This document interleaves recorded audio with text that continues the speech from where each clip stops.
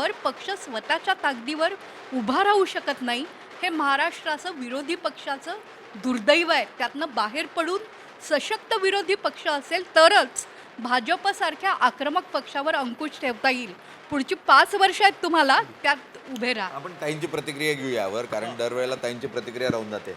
मला मगाशी प्रवीण दरेकर जे बोलले की तुम्ही बोलणार म्हणजे काय, संजय राऊतांच्या तोंडाला पट्टी लावा किंवा उद्धव ठाकरेंनी 2 वर्षात काहीच केलं नाही, तर हे ना मोदी आणि शहांसारखे मोठे डिक्टेटर असलेले, म्हणजे ज्यांनी सत्तेचा अतिशय म्हणजे ईडी इन्कम टॅक्सच्या दाढी, इवन संजय राऊतांना सुद्धा 5-6 महिने जेलमध्ये जायला लागलं होतं, तरीसुद्धा त्याच्या विरोधात लढणं, त्याच्या विरोधात बोलणं, हे 2च जणं काम करतायत, एक संजय राऊत आणि एक राहुल गांधी.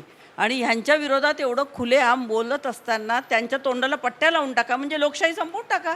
याला काय अर्थ आहे? तुमच्या विरोधात बोलायचं. एकच गोष्ट आहे. पहिली गोष्ट अशी आहे की कुठल्याही पद्धतीनं तुम्ही विचार जरी केला तर हे जे सरकार आलं होतं ते अनितीच्या मार्गानं आलं होतं, याच्यात काही शंका नाही. कारण ह्याचा मार्ग जो होता तो ईडी सीबीआयचा आणि ब्लॅकमेलचा मार्ग होता. त्याच्यामुळे पैशाचा हा भाग वेगळा ठेवा, परंतु प्लीज, या विधानसभेमध्ये कोटीवधी रुपयाचं वाटप झालं आणि सत्ताधाऱ्यांच्याच गाड्या पकडले त्याच मतदारसंघामध्ये. म्हणजे हे नरेटिव्ह तर तुम्हाला बघावं लागेल ना. सचिन भाऊ मान्य करा ना.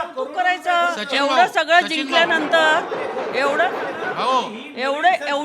तुम्ही बोला ना, तुमचा माईक चालूच आहे. ही नवीन संस्कृती सुरू झाली. आम्ही समंजस होते, पुन्हा दाखवतो. तुम्ही वाद घालताय तसं मी थांबलोय. मग माझं बोलत असताना तुम्ही थांबावं. ताई ताई एक मिनिट, सचिन भाऊंकडे जाऊ. मग माझं एवढंच मत आहे की हे अनितीच्या मार्गानं सरकार आलं होतं, याच्यात कोणत्याही तऱ्हेची शंका नाही.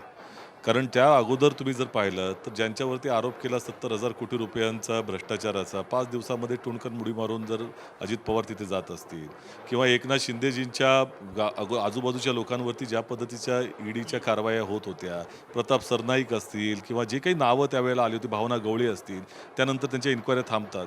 हा जो मार्ग आहे सत्तेमध्ये येण्याचा तो योग्य नव्हता. आणि म्हणून आम्हाला दुःख हे वाटतं की या महाराष्ट्राच्या जनतेनं ज्या पद्धतीने हे सरकार आलं होतं आणि ज्या पद्धतीची कार्यपद्धती त्याच्या मागे होती त्याचा